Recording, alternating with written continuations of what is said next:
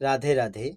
গীতার মূল্যায়নের আজকের ভিডিও শ্রীমদ্ ভগবদ্ গীতার ৪র্থ অধ্যায়ের অর্থাৎ জ্ঞানযোগের ৪ নম্বর শ্লোক অনুবাদ সহ ব্যাখ্যা করে বলব।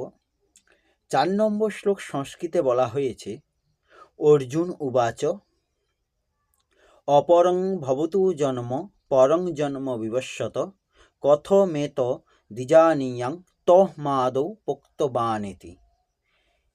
এর অনুবাদ হলো, অর্জুন বললেন, আপনার জন্ম এখন হয়েছে আর সূর্যের জন্ম হয়েছে অনেক আগে, সুতরাং আপনি যে সৃষ্টির আদিতে এই যোগ সম্বন্ধে সূর্যকে বলেছিলেন তা আমি কি করে বুঝব।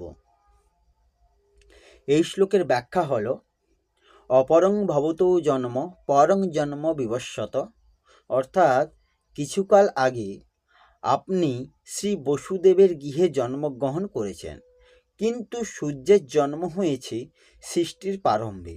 তাহলে আপনি কি করে সূর্যকে কর্মযোগ সম্বন্ধে বললেন?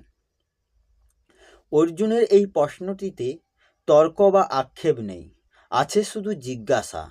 তিনি ভগবানের জন্ম সম্পর্কিত রহস্যটি সহজভাবে বুঝবার জন্যই প্রশ্নটি করেছেন, কারণ ভগবানের জন্ম রহস্য স্বয়ং ভগবানই উদ্ঘাটন করতে সক্ষম। কথমেত দ্বিজানীয়াং তমাদৌ পোক্তবানেতি, অর্থাৎ আপনি যে সৃষ্টির আদিতে উপদেশ দিয়েছিলেন তা কেমন করে জানব। অর্জুনের এই প্রশ্নটির তাৎপর্য হল এই যে, সূর্যকে উপদেশ দেওয়ার পর সূর্যবংশের মনু, ইক্ষ্বাকু আদি কয়েক পুরুষ অতিবাহিত হয়েছে, কিন্তু আপনি অবতার রূপে জন্মগ্রহণ করেছেন কিছুদিন পূর্বে।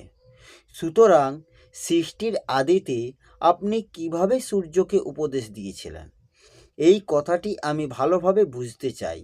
সূর্যও এখনও বিদ্যমান, তাকে এখনও উপদেশ দেওয়া সম্ভব, কিন্তু আপনি সূর্যকে উপদেশ দেওয়ার পরে সূর্যবংশের উত্তরাধিকারীদের বর্ণনাও করেছেন, যাতে প্রমাণিত হয় যে সূর্যকে আপনি এখন কোনো উপদেশ দেননি। তাহলে কল্পের প্রারম্ভে কি করে আপনি সূর্যকে উপদেশ দিয়েছিলেন?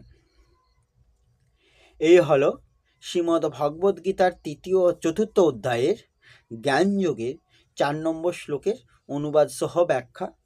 আসব পরের ভিডিওতে। রাধে রাধে। জয় শ্রীকৃষ্ণ। জয় গীতা।